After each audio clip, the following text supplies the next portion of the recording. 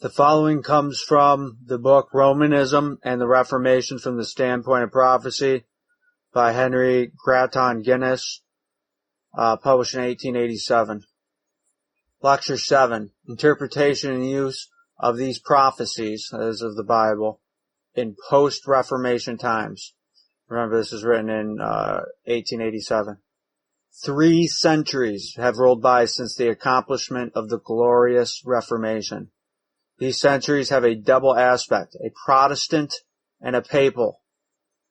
On the one hand, they present the spectacle of an era of liberty and light, and on the other, of reaction and revolution. In the history of Protestantism, these centuries have been an era of liberty, civil and religious. In AD 1500, there was not a free nation in Europe. All were subject to the tyrannical government of Rome. Now half of Europe and America are free from that intolerable yoke. In the year 1500, there was hardly a Protestant to be found in the world. Rome had exterminated them all by prolonged and cruel persecution. At the present day, Protestants are 150 million in number. And the last 3 centuries have been an era of light.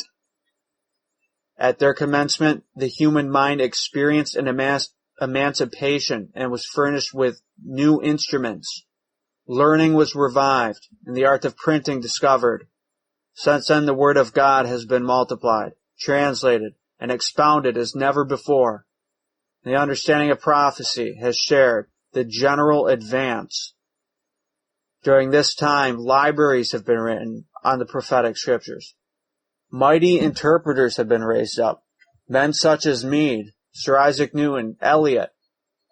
Those investigations have drawn back the veil of long-continued ignorance and let in new light upon some of the darkest obscurities of the theme.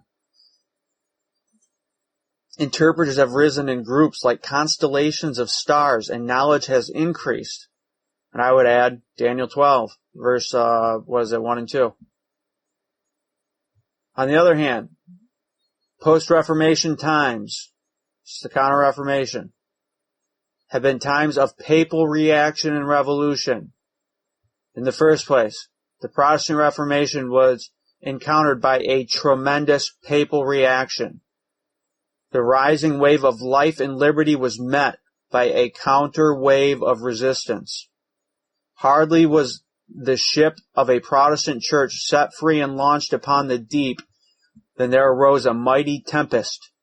The resurrection of the slain, quote-unquote, witnesses of Christ in the person of the reformers, that's a allusion to the 2 witnesses of Revelation, was answered by resurrection of all the powers of the pit.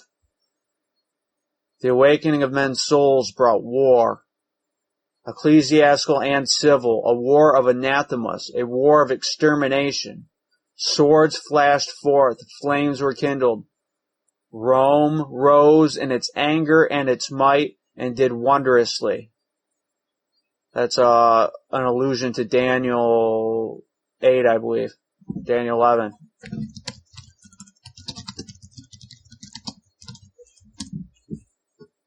Daniel 8:24. She thundered excommunication. She slaughtered millions. Not without an awful struggle would the Prince of Darkness give up his kingdom. No. Look to it, you brave reformers. You will need the armory of heaven and its help, for the hosts of hell are roused against you. You may conquer, but it shall be through strife and anguish and seas of blood. Draw up your confessions of faith, you blessed restorers of a pure gospel. Dare to give them to the world, if ye will, but ye shall be stoutly answered. Against your confession of Augsburg, as was quoted in that video you just sent me, Aiden, they call, that's the early Anglican Church, they called the Pope Antichrist. Rome shall erect her Council of Trent. It's where all heretics are condemned. That's where the King James Bible is condemned. It's where the Catholic Church says you must accept the Apocrypha. That is where the Jesuits are born. She shall formulate her canons and decrees. She shall impose her creed of Pius IV and utter her chorus of anathemas. Rise up, O Luther. Cry out concerning the Babylonian captivity of the church. Burn the papal bull. Rouse Germany. But you shall have your match. Satan shall bring forth his Loyola, and Loyola his Jesuits. Subtle, learned, saintly in garb and name, protean in form, infinite in disguises, innumerable scholars, teachers, theologians, confessors of princes, politicians, rhetoricians, casuists, instruments keen, unscrupulous, double-edged, men fitted to every sphere and every enterprise.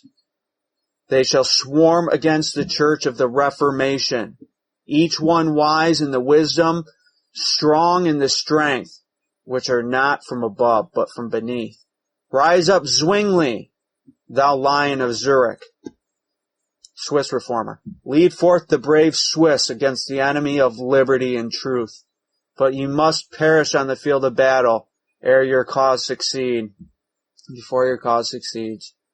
Ride forth, fair flower of France. Strive, ye brave Huguenots, for your country's freedoms and the faith of the gospel. But Paris shall run with your blood. You shall fall like leaves from a tree shaken by tempest. You shall lie in heaps like rubbish in the streets. Your body shall choke the streams. They shall rot in rivers. They shall hang in chains.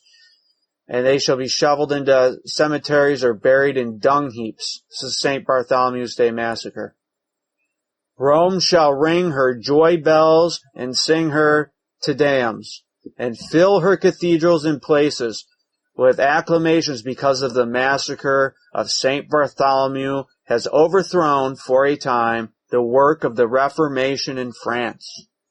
Stand up, ye Hollanders! Stand up, William the Silent! Stand up, ye men of Haarlem and Rotterdam and Amsterdam and Leiden, ye brave daughters and earnest theologians. Brave burghers. Ye dare to contend for civil liberty and sacred truth. Your land shall groan beneath the tread of Alva's troops. Your fortresses shall fall, your citizens shall be thrust through with Spanish swords. Your possessions shall be plundered, your wives and your daughters shall be dishonored and foully murdered, your children trampled beneath horses' hoofs and trodden down like mire in the streets. Break thy chains, O England! Rome shall find means to rivet them again. Thou shalt have thy Bloody Mary and thy fires of Smithfield. Protestant bishops shall burn for it, Latimer and Ridley. Against thy sea-girt isle Spain shall send her proud armada. A fleet of 130 great ships of war shall come across the seas, 12 of them named after the 12 apostles. They shall be laden with seamen and troops, with swords and guns, with priests and Jesuits. The Pope shall bless the banners. Woe to thee, O England, if heaven help thee not, if its winds forsake thy cause. Combine yourselves together, ye Protestant states of Germany. Claim your rights of conscience. Stand for the truth. Establish your Protestant liberties. But you shall have your desolating war of 30 years. Thank you, Aidan. From Bohemia to the broad waters of Scheldt, from the banks of the Po to the shores of the Baltic, whole countries shall be devastated. Harvests destroyed, cities and villages reduced to ruins. Half Europe shall be set on fire, and civilization shall be buried for a season in bloodshed and barbarism. The apostate church commands the swords of Latin Christendom.